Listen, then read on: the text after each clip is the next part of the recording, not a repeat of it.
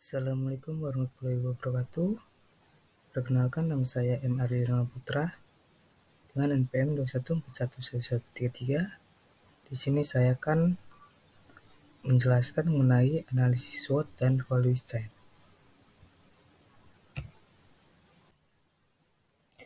Analisis SWOT. Analisis SWOT adalah suatu teknik strategi bisnis yang digunakan untuk mengidentifikasi faktor internal dan eksternal yang mempengaruhi keberhasilan suatu organisasi atau proyek. Singkatan SWOT berasal dari strength atau kekuatan, weakness atau kelemahan, opportunities atau peluang, dan threat atau ancaman.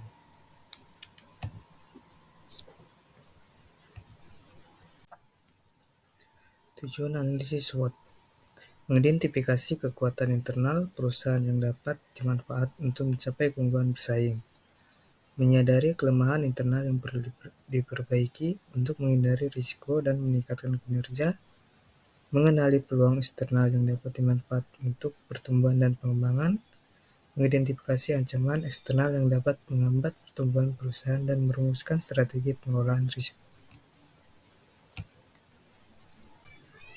Komponen analisis SWOT antara lain kekuatan, yaitu faktor-faktor unggul internal yang memberikan keunggulan perusahaan dibandingkan pesaing. Contohnya antara lain termasuk merek yang kuat, SDM berkualitas tinggi, teknologi inovatif, atau proses produksi efisien. Yang kedua, kelemahan atau weakness. Aspek-aspek internal yang membatasi kemampuan perusahaan atau menyebabkan ketidakmampuan bersaing. Kelemahan bisa berupa kurangnya sumber daya manusia, infrastruktur yang usang, atau manajemen yang lemah. Yang ketiga, peluang atau opportunities. Faktor-faktor eksternal yang dapat dimanfaatkan oleh perusahaan untuk mencapai tujuan bisnisnya. Peluang bisa datang dari pengembangan pasar, perubahan regulasi, atau tren industri. Yang keempat, ancaman atau threats. Faktor-faktor eksternal yang dapat menghambat pertumbuhan perusahaan atau menimbulkan risiko. Ancaman bisa berasal dari persaingan yang ketat, perubahan kebijakan pemerintah. Selanjutnya mengenai rantai nilai. Rantai nilai atau value chain adalah konsep digunakan untuk mengidentifikasi serangkaian aktivitas yang menciptakan dan menambah nilai pada suatu produk atau layanan saat melalui proses produksi. Rantai nilai terdiri dari dua jenis aktivitas utama. Yang pertama, aktivitas primer dan aktivitas pendukung. Untuk aktivitas primer, terdapat yang pertama penerimaan atau inbound logistik, yaitu proses pengelolaan bahan baku dan bahan penolong sebelum digunakan dalam produksi.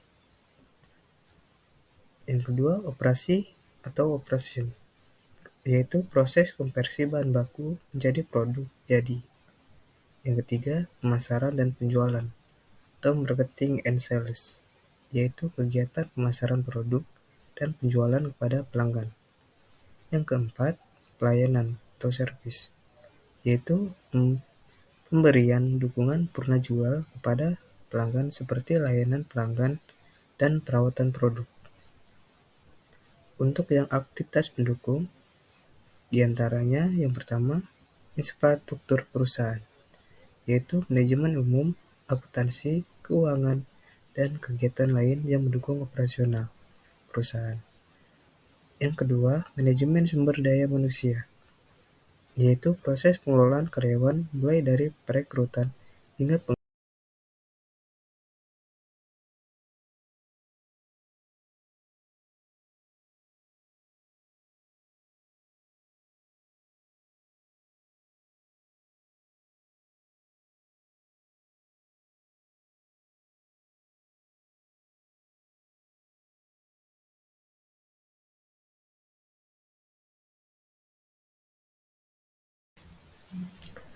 Sekian pembahasan dari saya. Saya ucapkan terima kasih. Wassalamualaikum warahmatullahi wabarakatuh.